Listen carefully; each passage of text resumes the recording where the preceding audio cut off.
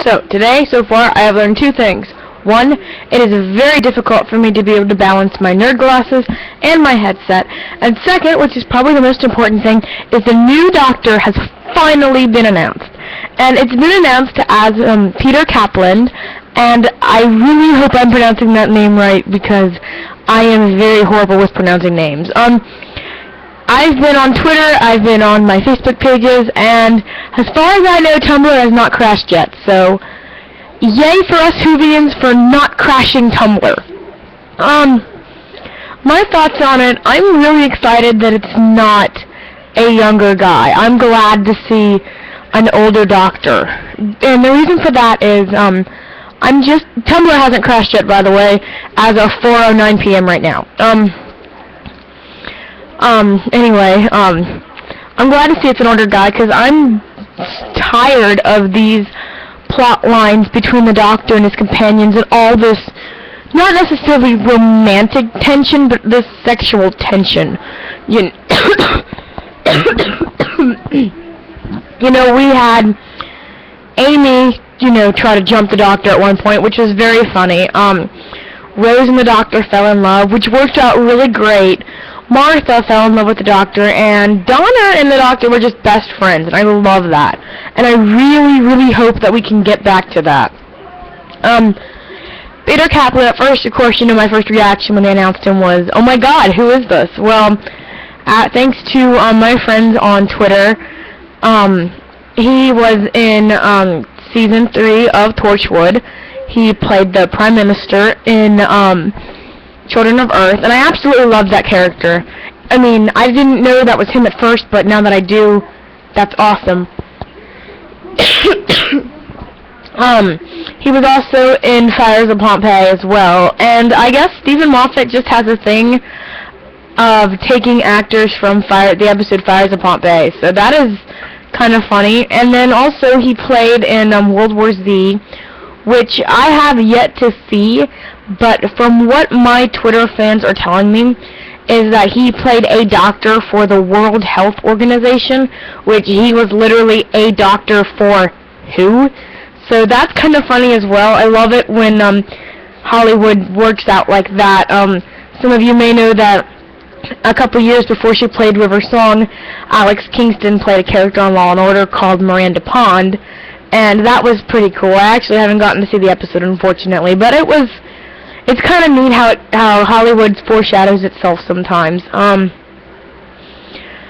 lot of the fangirls, and I being a fangirl, I'm excluding myself from this statement, they're a little bit upset because he's older, but those of you who are upset because he's older, you need to step back and look at what Doctor Who really is. We really did not start getting a steady stream of younger Doctors until Christopher Eccleston, and he was still older. David Tennant and Matt Smith are really the two consecutive Doctors that we've had that are younger. And I know that Peter Davison was younger as well, but it is a trend within the last two Doctors for them to be younger, for them to appeal to the fangirls, the fanboys, the younger generation. And I think that by doing that, Doctor Who has kind of lost part of its older generation audience. People who were around, who watched it, when they were my age, they watched the Tom Baker era, they watched the Peter Davison era, they watched, the Colin Baker era, whatever. And I think by trying to appeal so hard with these plot lines that would appeal to a younger audience, we have the romantic tension, we have the sexual tension going on, we have very kind of couple-heavy companions going on.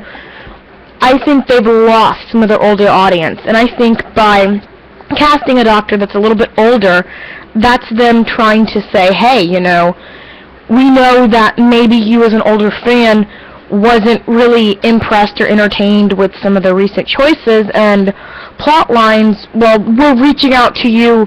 We want you back. We are Doctor Who, and we are not just a show for fangirls. We are not just a show for Tumblr. We are a show for everybody.